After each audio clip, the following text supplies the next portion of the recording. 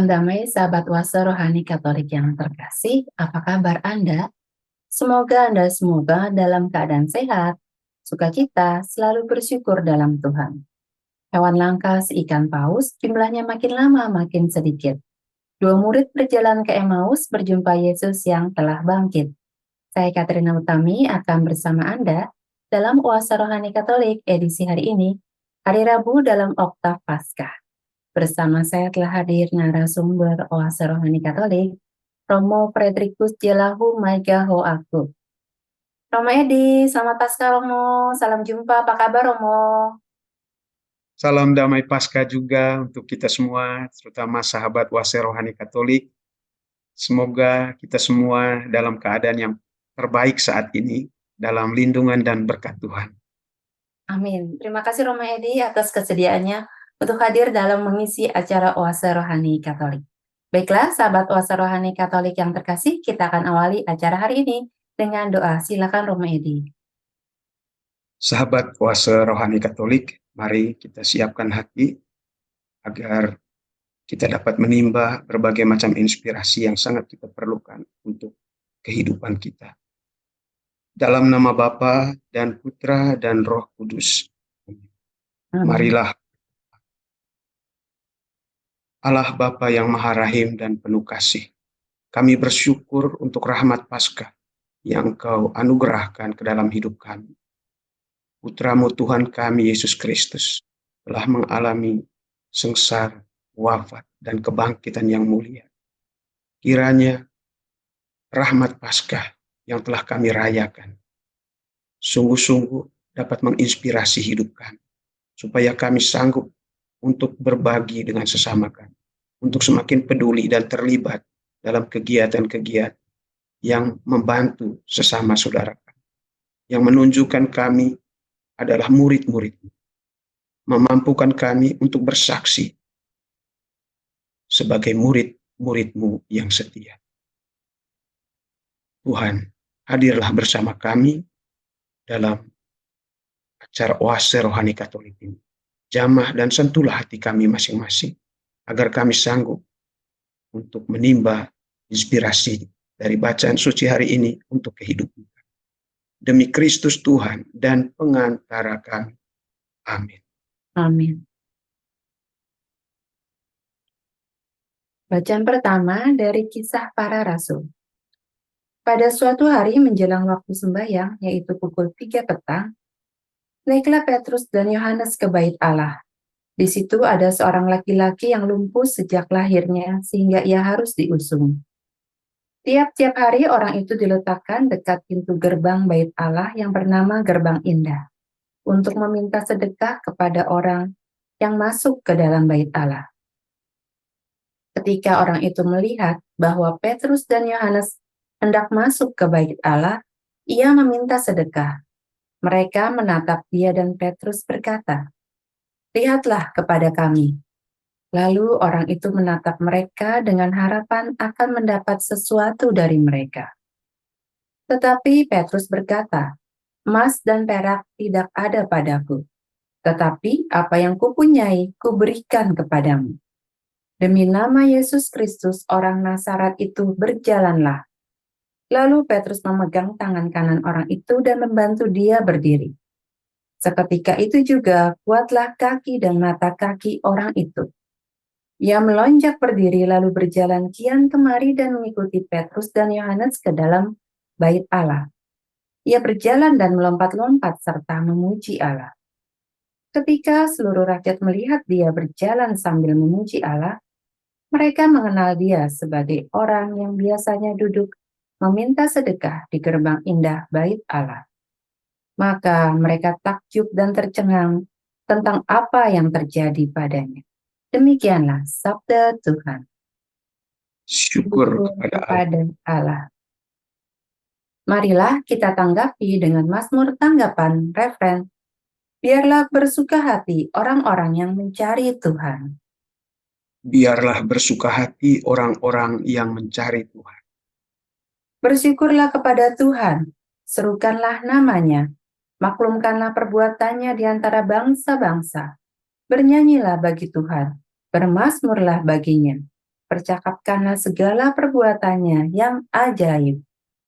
Biarlah bersuka hati orang-orang yang mencari Tuhan. Bermegahlah dalam namanya yang kudus. Biarlah bersuka hati orang-orang yang mencari Tuhan. Carilah Tuhan dan kekuatannya. Carilah selalu wajahnya. Biarlah bersuka hati orang-orang yang mencari Tuhan. Hai anak cucu Abraham, hambanya. Hai anak-anak Yakub, pilihannya. Dialah Tuhan Allah kita. Ketetapannya berlaku di seluruh bumi. Biarlah bersuka hati orang-orang yang mencari Tuhan. Selama-lamanya ia ingat akan perjanjiannya, akan firman yang diperintahkannya kepada 1000 angkatan, akan perjanjian yang diikatnya dengan Abraham, dan akan sumpahnya kepada Ishak. Biarlah bersuka hati orang-orang yang mencari Tuhan. Sahabat puasa rohani Katolik yang terkasih, kita akan masuk dalam bacaan Injil. Marilah kita siapkan hati dan pikiran kita. Haleluya, haleluya, haleluya, haleluya, haleluya, haleluya. Inilah hari yang dijadikan Tuhan. Marilah kita bersorak-sorai dan bersukacita karenanya. Haleluya, haleluya, haleluya.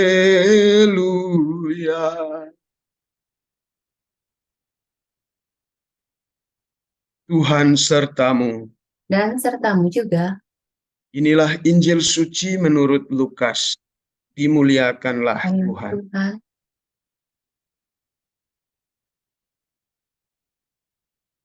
Pada hari Sabat, sesudah Yesus dimakamkan, 2 orang dari murid-murid Yesus pergi ke sebuah kampung bernama Emmaus yang terletak kira-kira 7 mil jauhnya dari Yerusalem, dan mereka bercakap-cakap tentang segala sesuatu yang telah terjadi. Ketika mereka sedang bercakap-cakap dan bertukar pikiran, datanglah Yesus sendiri mendekati mereka, lalu berjalan bersama-sama dengan mereka.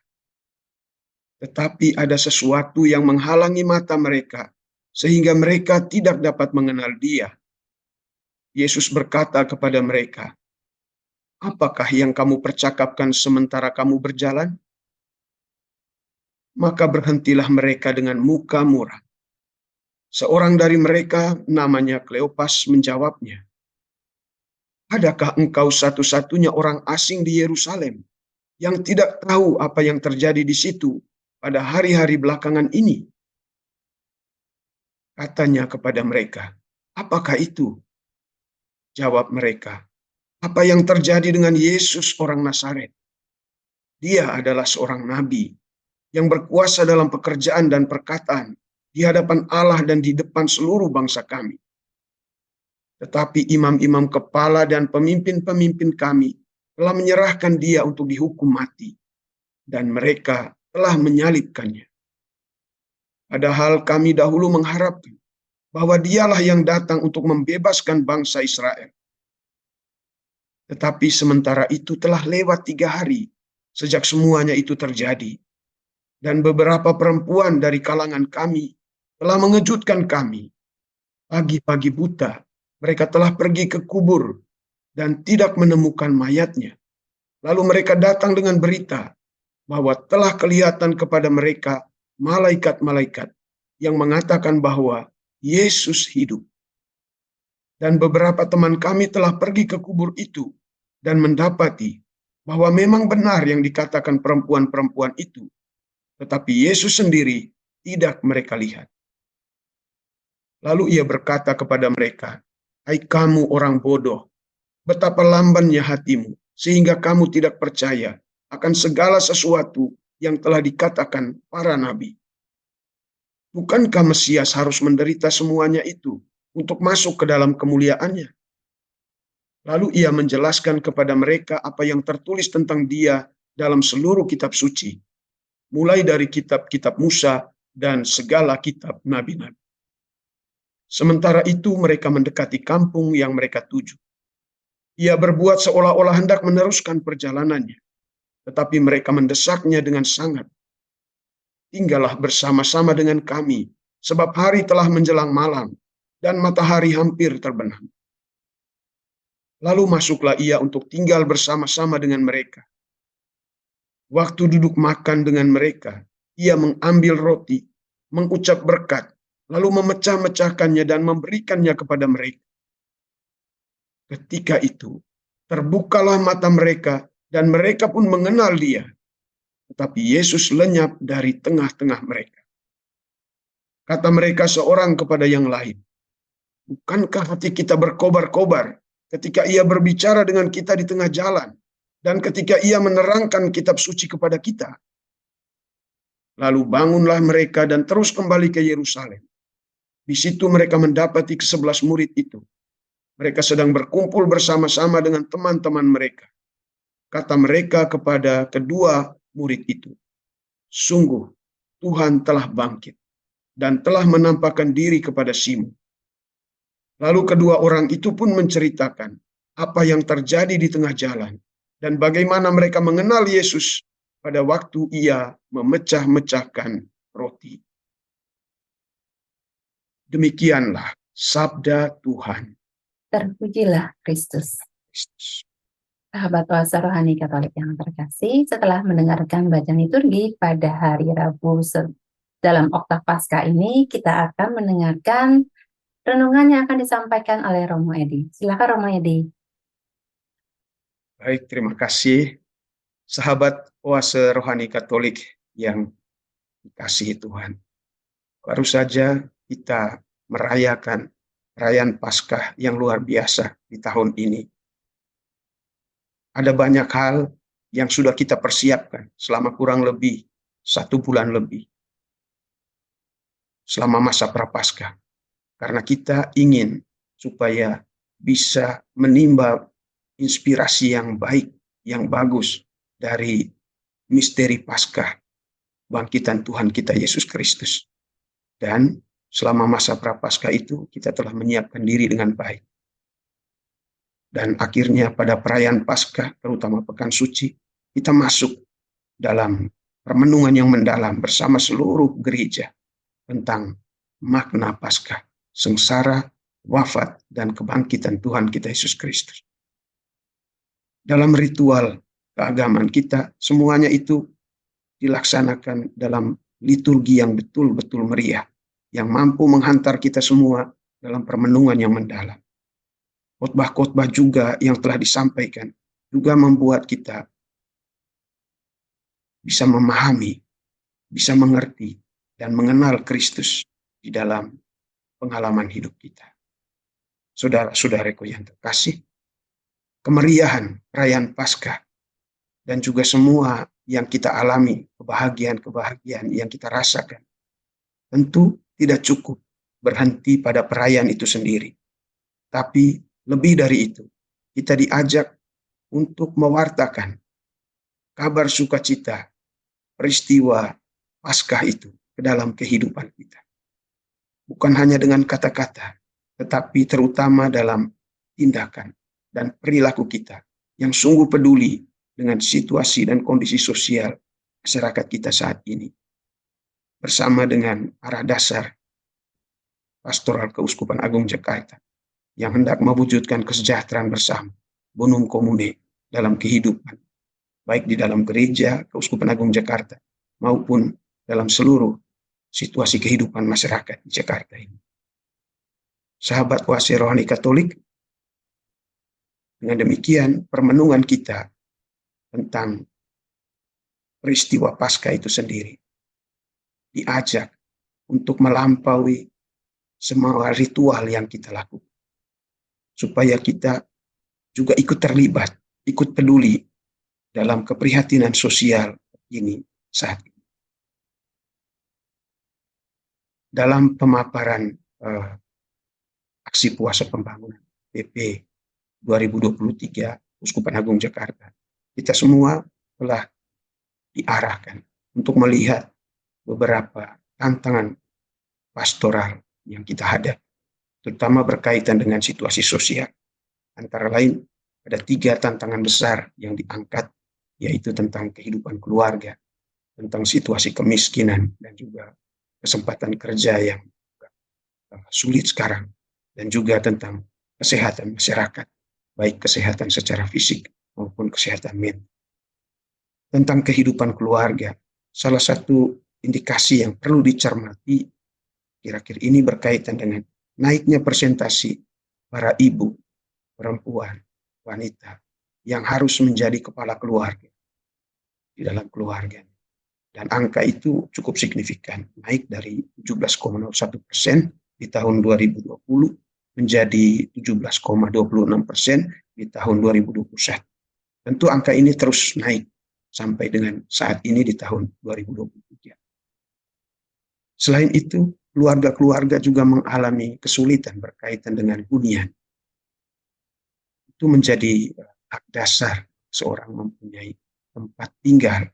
Tetapi konteks sosial kita ternyata untuk memiliki hunian yang layak itu mahal. Dan ada banyak orang yang hanya sampai pada kontrak menghuni rumah sementara saja. Saudara-saudara yang terkasih, juga berkaitan dengan kecukupan gizi. Itu datanya untuk Indonesia 68% belum memiliki kecukupan gizi. Sedangkan Jakarta sendiri 39%. Dan angka-angka ini tentu memberikan indikasi, tanda kepada kita bahwa ada sesuatu yang perlu, yang memanggil kita, mengundang kita untuk turut terlibat. Selain itu, kemiskinan dan kesempatan kerja. Meskipun pemerintah telah berusaha melengkapkan fasilitas dasar, fasilitas publik, sarana dan prasarana dasar, infrastruktur yang semakin hari semakin lengkap. Namun kita melihat bahwa bagaimana orang diberi ruang untuk memanfaatkan semua infrastruktur dasar itu untuk pengembangan ekonomi sampai pada tataran mikro seringkali kurang berjalan dengan baik. Ada sementara kelompok sosial yang bisa menikmati keuntungan yang begitu besar. Tetapi ada juga sejumlah besar orang yang tidak beruntung dan tidak dapat menikmati efek dari pembangunan infrastruktur yang begitu masif saat ini. Dan ini juga menjadi keprihatinan kita. Karena kita sama-sama dalam keuskupan ini berusaha untuk membuka ruang supaya setiap orang bisa menikmati kepenuhan hidupnya. Itulah yang kita sebut sebagai kesejahteraan bersama yang harus kita wujudkan. Juga berkaitan dengan kesehatan masyarakat. Hal yang diangkat adalah terutama berkaitan dengan rentannya kesehatan mental orang-orang muda kita, anak-anak dan remaja di tengah gempuran medsos yang luar biasa saat ini.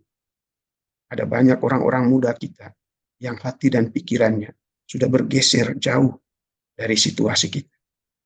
Mereka dikenal sebagai anak-anak milenial yang kadang tidak terjangkau oleh kita, para orang tua. Ada hal bagus, positif dengan kreativitas inovasi, tetapi tidak sedikit juga efek buruk yang kemudian merusak kesehatan mental dari generasi muda kita. Ini semua hal-hal yang menjadi keprihatinan kita. Lalu bagaimana kita mau terlibat di dalam semuanya ini? Tentu kita semua dipanggil melalui pekerjaan kita masing-masing, dalam cara kita, dalam kapasitas kita, untuk ikut serta. Baik kita sebagai pegawai pemerintahan, pegawai swasta, maupun orang-orang yang terlibat dalam dunia LSM, atau pelayan-pelayan di gereja. Kita semua dengan cara kita ikut partisipasi dalam membangun kesejahteraan bersama. Namun saudara-saudaraku yang terkasih, kita patut bekerja sama berjejaring dengan berbagai macam pihak. Karena hal ini berkaitan dengan kesejahteraan sosial, itu kait-mengait dengan segala macam aspek lain. Bukan hanya soal ekonomi, tapi juga sosial, budaya, kultural, agama, politik, dan seterusnya. Yang semuanya membutuhkan jaringan kerjasama yang sinergis. Nah, pada titik ini, bagaimana kita sebagai orang-orang yang sudah mengalami misteri sengsara, wafat, dan kebangkitan Tuhan, anak-anak Tuhan yang sudah diselamatkan oleh peristiwa kebangkitan, bagaimana kita membawakan ini semua, spirit kebangkitan itu, ke dalam situasi sosial yang memanggil kita untuk ikut serta di dalam. Saudara-saudara yang terkasih, tentu kita berharap bahwa pemerintah memiliki tanggung jawab yang besar. Tetapi kita juga tahu bahwa tanggung jawab pemerintah berkaitan dengan masalah sosial yang ada dalam masyarakat akan terwujud sejauh itu direstui, tertulis dalam konstitusi berdasarkan peraturan dan perundang-undangan yang ada. Tetapi semua itu tentu tidak cukup. Maka kita sekalian yang juga adalah anggota, warga gereja, warga masyarakat, kita dituntut juga untuk ikut serta dalam urusan-urusan seperti ini. Dan lebih dari sekedar aturan atau hukum yang mengatur kita untuk terlibat, kita mempunyai panggilan yang hakiki sebagai murid-murid Tuhan untuk terlibat di dalam. Karena itu, mari saudara-saudaraku, kita merenungkan peristiwa dua murid yang dalam perjalanan ke Emmaus kemudian mengenal Tuhan Yesus. Kita juga mau menimba dari pengalaman ini tentang bagaimana kita mengenal Tuhan kita Yesus Kristus yang memanggil kita dari dalam setiap peristiwa-peristiwa duka dan kecemasan, kegembiraan dan harapan yang ada dalam masyarakat kita sekarang ini. Tadi dalam bacaan suci, kita sudah sama-sama melihat bagaimana para murid yang setelah peristiwa sengsara wafat Tuhan, kemudian kebingungan, karena mereka tidak tahu apa sebenarnya yang terjadi. Yang mereka tahu bahwa Yesus orang Nazaret itu, yang mereka anggap sebagai nabi, yang mereka elu-elukan sebagai orang yang mampu menjadi pemimpin Israel, ternyata begitu mudah ditangkap, dianiaya, diolok-olok, bahkan kemudian harus mati secara tragis di ujung salib. Dan itu menjadi buah bibir di mana-mana pada saat itu. Tapi orang belum sampai pada pemahaman yang lengkap dan tepat dan benar tentang kebangkitan. Belum. Karena itu semuanya masih diliputi oleh kebingungan. Termasuk dua murid yang berjalan ke Emmaus. Mereka meninggalkan Yerusalem dan pergi ke kampung bernama Emmaus. Dan di tengah jalan mereka bercakap-cakap. Dan kemudian diceritakan bahwa Yesus sendiri ikut dalam perjalanan mereka, berjalan bersama mereka. Ungkapan-ungkapan ini tentu syarat dengan makna teologis di belakangnya. Namun kita ikuti alur cerita yang dibangun oleh Santo Lukas dalam Injil ini. Diceritakan bahwa kedua murid itu memiliki pemahaman tentang Yesus hanya sebatas dia sebagai seorang nabi yang diharapkan bisa menjadi pemimpin politik untuk kebebasan bangsa Israel pada saat itu. Tetapi kemudian dia mengalami nasib tragis. Mati disalibkan. Namun saudara-saudari, kemudian ada hal yang mengejutkan mereka. Dan menjadi perbincangan juga bahwa ada beberapa perempuan dari kalangan mereka yang pergi ke kubur dan menemukan kubur kosong. Lalu kemudian mereka datang dengan kabar bahwa kelihatan oleh mereka itu malaikat-malaikat yang mengatakan bahwa Yesus tidak ada di situ dan dia telah bangkit. Dan itu menjadi kemudian wacana besar di antara mereka. Nah, itu tidak seperti ini. Dan saudara-saudaraku yang terkasih, kemudian Yesus mengintervensi mereka, pemahaman mereka, dengan membuka pemahaman mereka berdasarkan kitab suci. Dari awal sampai akhir. Tidak diceritakan bagaimana diskusi itu berjalan, tetapi pada akhirnya mereka merasa berkobar-kobar. Akhirnya mereka sampai di tempat tujuan. Dan menariknya, mereka kemudian dituntun perlahan-lahan untuk masuk dalam pengenalan akan Yesus Kristus. Dan pengenalan itu terjadi justru ketika Yesus duduk makan bersama-sama dengan mereka. Dan duduk makan bersama-sama mereka, Yesus melakukan mengucap syukur atas roti, memecah-mecahkan dan memberikan pada mereka. Dan pada saat itulah mereka tahu, mereka kenal siapa dia yang berjalan bersama mereka. Dan saudara-saudaraku yang terkasih, kita tahu memecah-mecahkan roti itu adalah simbol dari Ekaristi, yang kemudian menjadi sakramen yang paling utama dalam gereja kita. Jadi kita mengenal Yesus Kristus melalui Ekaristi Suci. Dan mujizat itu terjadi sampai hari ini. Kita mengenal Yesus Kristus melalui mujizat Ekaristi. Yang menarik di sana adalah Yesus ternyata sungguh-sungguh bangkit. Dia hidup, dia masuk dalam kehidupan kita. Dia terlibat dalam kehidupan kita. Dan dia menolong kita. Dan inilah yang kemudian menggerakkan kedua murid Emmaus untuk malam itu juga pulang kembali ke Yerusalem dan memberikan kesaksian tentang kebenaran kebangkitan itu. Dan sekarang mereka menjadi tahu bahwa kebangkitan itu artinya Yesus bukan saja kembali kepada Bapa atau pembenaran atas semua yang sudah terjadi dalam pelayanan Yesus selama hidupnya di dunia, tetapi juga yang terutama adalah dia hidup, dia peduli dan terlibat dalam kehidupan umat manusia. Pada titik ini, kita kemudian melihat dalam bacaan pertama, Petrus dan juga Yohanes kemudian mampu membuat mujizat untuk menyembuhkan orang yang lumpuh sejak lahir. Dan ini sungguh-sungguh terjadi karena disaksikan oleh begitu banyak orang yang ada di Bait Allah pada saat itu. Dan itu juga menjadi cerita yang menarik dan kemudian memancing berbagai macam refleksi teologis yang kemudian menginspirasi orang bahwa kebangkitan itu sebenarnya untuk keselamatan kita manusia, untuk kebaikan kita manusia. Dan karena itu harus juga bisa menggerakkan kita untuk kemudian mewartakannya, bukan hanya dengan kata-kata, terutama dalam kepedulian dan tindakan sosial yang kita lakukan secara konkret dan nyata. Saudara-saudaraku yang terkasih, makna kebangkitan Tuhan seperti inilah yang kiranya juga membantu kita untuk bisa mengambil inspirasi untuk keterlibatan sosial kita dalam kegiatan sosial karitatif.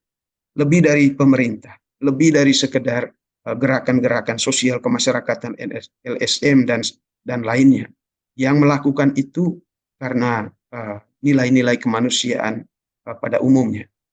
Tetapi sebagai murid-murid Tuhan yang menimba inspirasi dari semangat spiritualitas kebangkitan Tuhan kita Yesus Kristus, kita melihat semuanya itu sebagai panggilan hakiki dari kita sebagai murid-murid Tuhan. Bahwa kita semua memang dari awal diutus Tuhan hadir di dunia ini untuk terlibat dalam kegiatan-kegiatan amal kasih seperti ini. Harus peduli membagikan kasih dengan sesama sebagai buah dari perayaan Paskah yang kita rayakan tahun ini. Saudara-saudaraku yang terkasih, kiranya ini bisa menjadi inspirasi yang menjadi dasar bagi kita untuk membangun sebuah sikap sosial yang betul peduli pada saudara-saudari di sekitar kita. Ada banyak, kalau kita melihat ke kiri dan ke kanan, mau masuk lebih jauh sedikit dalam kepedulian sosial, ternyata orang-orang yang menderita di sekitar kita itu cukup banyak.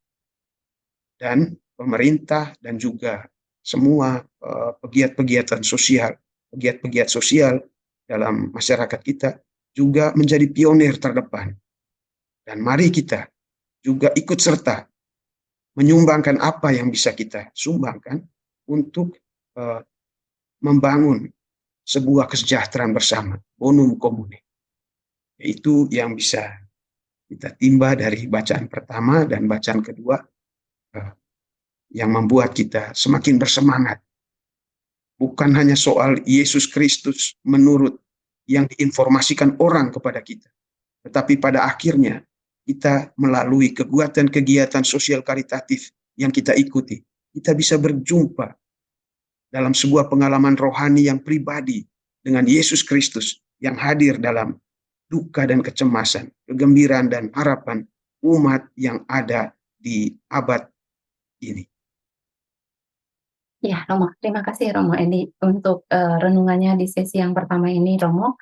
Sangat banyak sekali menginspirasi kami tentang makna Paskah ya, Romo. Bahwa kita harus memaknai makna Paskah itu bukan hanya dengan ritual semata, tapi juga dengan peduli kepada sesama, sesuai dengan ardas KAJ, yaitu kesejahteraan bersama. Baiklah Romo, nanti kita akan lanjutkan lagi di sesi yang kedua. Sahabat Oase Rohani Katolik yang terkasih, kita akan lanjutkan permenungan kita di sesi yang kedua. Tetaplah di tempat Anda.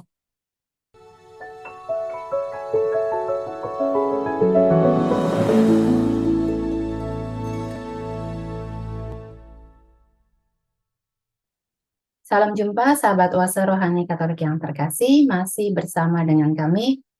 Oase Rohani Katolik sesi yang kedua masih bersama dengan Romo Frederikus Jelahu Magaho Aku dan saya, Katarina Utami.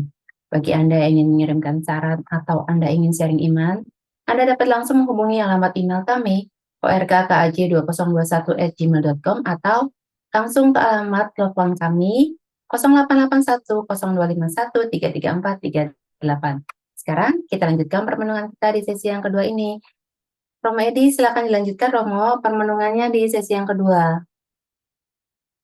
Sahabat Oase Rohani Katolik yang dikasihi Tuhan, kita berdasarkan semangat kebangkitan yang sudah kita rayakan dalam perayaan Paskah tahun ini, tentu dipanggil untuk terlibat dalam aksi-aksi sosial karitatif untuk membangun kebaikan bersama, kesejahteraan bersama. Dan dalam gerakan itu kita berhadapan dengan aneka macam penderitaan, aneka macam kemalangan yang dialami oleh saudara-saudara kita yang kurang beruntung. Dan menarik untuk kita kemudian melihat bagaimana Tuhan sendiri mau peduli dengan kita manusia, justru di tengah-tengah penderitaan dan kesusahan kita. Dan kita semua dipanggil oleh Tuhan sendiri untuk ikut serta. Dan itulah arti terbesar dari peristiwa Paskah itu sendiri. Karena begitu besar kasih Allah akan kita, maka Ia menganugerahkan putranya yang tunggal, supaya kita semua yang percaya kepadanya tidak binasa, tetapi memperoleh kehidupan yang kekal. Itu adalah sebuah kesimpulan, sebuah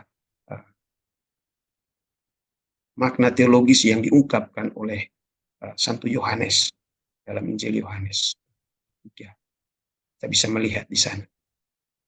Dan kasih Tuhan yang begitu besar itu, terutama kepada saudara-saudara kita yang kurang beruntung. Nah, menarik untuk merenungkan hal ini. Mengapa mereka kurang beruntung? Mengapa mereka jatuh dalam situasi-situasi kemalangan di era sekarang ini? Saudara-saudaraku yang terkasih. Di Injil Yohanes bab 9 ayat 1 sampai dengan 3 ada sebuah pertanyaan berkaitan dengan orang yang mengalami kebutaan sejak lahir. Di situ murid-murid bertanya begini, Guru, pada Yesus, Guru, siapakah yang berdosa? Apakah orang ini atau orang tuanya sampai ia lahir buta? Dan menarik jawaban Yesus pada saat itu. Bukan orang ini, bukan karena dosa orang ini, juga bukan karena dosa orang tuanya. Tetapi bahwa pekerjaan-pekerjaan demi kemuliaan Allah harus dinyatakan melalui dia. Kalau kita merenungkan hal ini, maka ini jelas sekali kaitannya dengan peristiwa sengsara, wafat, dan kebangkitan Tuhan. Bahwa Tuhan sendiri mau terlibat, masuk dalam penderitaan manusia yang paling dasar, untuk mengangkat kita semua kepada keselamatan, pada kebangkitan. Dan makna Paskah itu ada di situ, ketika kita mampu untuk terlibat di dalam peristiwa-peristiwa duka yang dialami oleh saudara-saudara kita yang kurang beruntung nasibnya. Seperti dalam tantangan-tantangan konkret sosial saat ini yang tadi saya sebut, berkaitan dengan kepedulian atau keprihatinan Uskupan Agung Jakarta tentang kehidupan keluarga, kemiskinan, dan kesehatan masyarakat yang cukup membuat kita semua prihatin dengan situasi itu. Dan saudara-saudaraku yang terkasih, konteks situasi sosial itulah yang menjadi lokus atau tempat di mana Tuhan mengundang kita untuk terlibat dalam kegiatan-kegiatan amal kasih. Kalau Tuhan mengundang kita, itu artinya Dia sudah ada lebih dahulu di sana untuk membantu saudara-saudara kita untuk keluar dari situasi-situasi penderitaannya. Dan di sana kita tidak sendirian ketika kita melakukan atau terlibat dalam kegiatan itu. Ada Tuhan yang sudah lebih dahulu bekerja untuk kebaikan, untuk membebaskan, untuk melepaskan saudara-saudara kita dari situasi-situasi tertentu. Tetapi Tuhan mengundang kita supaya kita semua juga ambil bagian. Dan untuk kita, konteks kita saat ini, wujud konkret ambil bagian kita dalam mendampingi saudara-saudara kita yang kurang beruntung, mungkin kita bisa mulai dari keluarga kita sendiri. Dalam arah dasar KAJ, kita diajak untuk mulai mendata. Apa saja soal-soal yang masih membelit di dalam keluarga kita. Masih membuat orang-orang dalam keluarga kita itu sulit untuk mengekspresikan dirinya, untuk menemukan kebahagiaan atau kesempurnaan hidup. Bukan hanya soal ekonomi satu. Yang kedua, ada juga dalam hal-hal rohani. Banyak saudara-saudara kita, keluarga-keluarga kita yang terbelit oleh berbagai macam nilai yang kemudian membuat mereka tidak sanggup mengenal Tuhan dalam kehidupan. Yang membuat mereka kemudian hidup secara serampangan. Meskipun mereka penuh dengan jaminan hidup yang bagus, tetapi secara rohani mereka mengalami kekeringan batin. Dan kemudian menyalahgunakan banyak hal dalam kehidupan. Dan itu kita tahu, kita lihat. Dan kita diajak untuk peduli dengan mereka. Kita diajak untuk membantu mereka menemukan Tuhan yang sesungguhnya sangat mengasihi kita semua. Karena itu sangat penting untuk mendata di dalam keluarga kita. Selain keluarga kita juga perlu mendata orang-orang di sekitar kita, di dalam kelompok kita, juga masyarakat di sekitar kita yang ada dalam kesulitan. Dengan data-data yang konkret, yang pasti, akar persoalan yang jelas, maka kita bisa membuat atau mengambil langkah. Entah itu secara pribadi atau dalam kebersamaan dengan dalam kelompok, lingkungan, atau dalam kelompok kategori tertentu. Untuk ambil bagian, memberikan sesuatu yang bisa kita sumbangkan untuk membantu saudara-saudara kita keluar dari persoalan-persoalan hidup yang menghimpit dia selama bertahun-tahun. Dan ini menjadi panggilan dasar kita semua. Ada beberapa masalah yang kiranya bisa menjadi fokus perhatian kita. Kita ikut dalam arah dasar Keuskupan Agung Jakarta. Misalnya berkaitan dengan status gizi balita yang mengalami stunting. Itu kekurangan gizi di 1000 hari awal kehidupannya. Ternyata ada banyak keluarga-keluarga yang bukan saja karena kesulitan ekonomi, tetapi juga karena kurangnya pengetahuan tentang kesehatan masa balita, sehingga kurang memperhatikan gizi, dan itu berdampak pada kesehatan anak, yang memunculkan fenomena stunting dalam kehidupan generasi muda kita. Saudara-saudaraku yang terkasih, ada banyak juga hal-hal lain yang baik untuk kita mulai setelah kita mengalami kebangkitan, misteri sengsara, wafat, dan kebangkitan Tuhan. Ternyata kita menyadari bahwa keterlibatan sosial dalam membantu saudara-saudara kita yang paling lemah, itu adalah salah satu kesaksian yang sangat dibutuhkan dunia saat ini dari orang-orang yang menghidupi semangat kebangkitan Tuhan kita Yesus Kristus. Karena itu saudara-saudaraku yang terkasih, jangan menunda jika Anda saat ini tergerak untuk ikut serta dalam kegiatan-kegiatan sosial karitatif. Entah menyumbangkan pikiran, menyumbangkan tenaga, ataupun menyumbangkan sejumlah benda atau finansial yang bisa mendukung kegiatan-kegiatan sosial karitatif. Bukan hanya di keuskupan ini, tetapi juga di keuskupan-keuskupan lain yang juga sangat membutuhkan jejaring kerjasama untuk saling mendukung, saling membantu.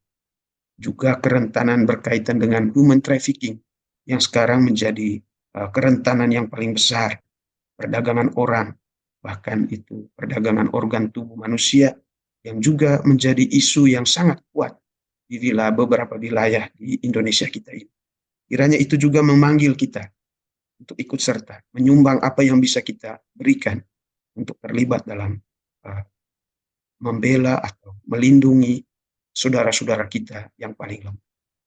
Kiranya dengan semangat kebangkitan yang telah Tuhan anugerahkan kepada kita, mengobarkan semangat kita seperti semangat kedua murid dari Emmaus untuk segera mengambil langkah, berpartisipasi, menyumbangkan apa yang bisa kita berikan dalam pelayanan kasih, entah di lingkungan kita atau di paroki kita masing-masing. Amin. Ya, terima kasih Romo Edi. Romo, kita sudah ada di penghujung acara. Romo, ada kesimpulan yang ingin disampaikan dari pertemuan Romo hari ini? Dari apa yang kita sudah renungkan bersama, bacaan-bacaan suci, dan juga kemudian sedikit melihat tentang keprihatinan sosial dalam arah dasar dari pastoral di Uskupan Agung Jakarta, maka kesimpulan yang bisa kita ambil adalah yang pertama, kita semua sebagai anak-anak Tuhan yang telah mendapat kemurahan dari Tuhan dengan penebusan yang luar biasa dalam peristiwa sengsara, wafat, dan kebangkitan Tuhan ini. Kita juga diajak untuk membagikan sukacita Paskah ini pada siapa. Bukan hanya dalam tataran kata-kata, tetapi terutama dalam aksi konkret, aksi nyata, partisipasi nyata, baik itu dalam bentuk pikiran, tenaga, maupun bantuan finansial yang bisa kita berikan untuk terlibat dalam partisipasi aktif, membangun dan membela orang-orang yang saat ini kurang beruntung nasibnya yang ada di sekitar kita. Semoga Tuhan menyertai kita, selalu mengobarkan semangat kita untuk selalu berbagi, memiliki komitmen yang tinggi, dan melihat semuanya itu sebagai bagian dari perjalanan rohani kita untuk mencapai kesempurnaan seperti yang dikehendaki Bapa sendiri terjadi dalam hidup kita. Ya, terima kasih Romo Edi untuk renungannya hari ini. Sangat mengobarkan semangat kami, Romo. Ya, sahabat Oase Rohani Katolik yang terkasih yang mendengarkannya, semoga jangan menunda ya Romo untuk terlibat dalam kesejahteraan bersama. Baiklah, sahabat Oase Rohani Katolik yang terkasih, kita akan tutup acara hari ini dengan doa dan kasih karunia Allah melalui Romo Edi. Silakan Romo. Sahabat Oase Rohani Katolik, setelah kita diteguhkan oleh firman Tuhan dan juga permenungannya, marilah sekarang kita menghantar semua niat hati kita, komitmen rohani kita dalam doa ini. Marilah berdoa. Allah Bapa yang Maha Baik dan penuh kasih, kami bersyukur untuk anugerah rahmat Paskah yang boleh kami terima dari kemurahan kasih-Mu. Kiranya kami dalam hari-hari hidup kami selanjutnya sanggup untuk membaharui diri kami, menguatkan komitmen kami untuk juga seperti Engkau mengasihi sesama kami, terlibat dalam panggilan-panggilan usaha sosial karitatif untuk membantu, untuk membebaskan saudara-saudara kami yang saat ini kurang beruntung nasibnya, yang sedang tertimpa berbagai macam masalah. Kuatkanlah kami ya Tuhan, komitmen hati kami, motivasi dalam diri kami, untuk senantiasa setia menjawab panggilan-Mu, untuk menjadi abdi-abdi-Mu, pelayan-pelayan-Mu, dalam diri saudara-saudari kami yang saat ini sedang membutuhkannya. Semoga dalam gerak bersama, dalam Keuskupan Agung Jakarta ini, dan juga dalam paroki kami masing-masing, di lingkungan dan keluarga kami semua sungguh-sungguh menunjukkan bahwa kami adalah murid-murid-Mu yang sudah mengalami rahmat kebangkitan dalam kesaksian hidup kami. Demi Yesus Kristus Putra-Mu Tuhan dan pengantara kami yang hidup dan berkuasa bersama Dikau dalam persekutuan dengan Roh Kudus, Allah sepanjang segala masa. Amin. Saudara-saudaraku yang terkasih, mari kita mohonkan berkat Tuhan. Tuhan bersamamu Dan bersama Roh-Mu, kita sekalian, semua orang yang kita doakan, dan komitmen hati kita untuk terlibat dalam segala macam kegiatan sosial karitatif, membantu sesama kita, senantiasa dibimbing, dilindungi, dan diberkati oleh Allah yang Maha Kuasa, Bapa dan Putra dan Roh Kudus. Amin. Amin. Sahabat Oase Rohani Katolik yang terkasih, demikianlah acara kita pada hari ini. Semoga apa yang telah disampaikan oleh Romo Edi dapat menambah semangat iman bagi kita untuk semakin terlibat membangun kesejahteraan bersama.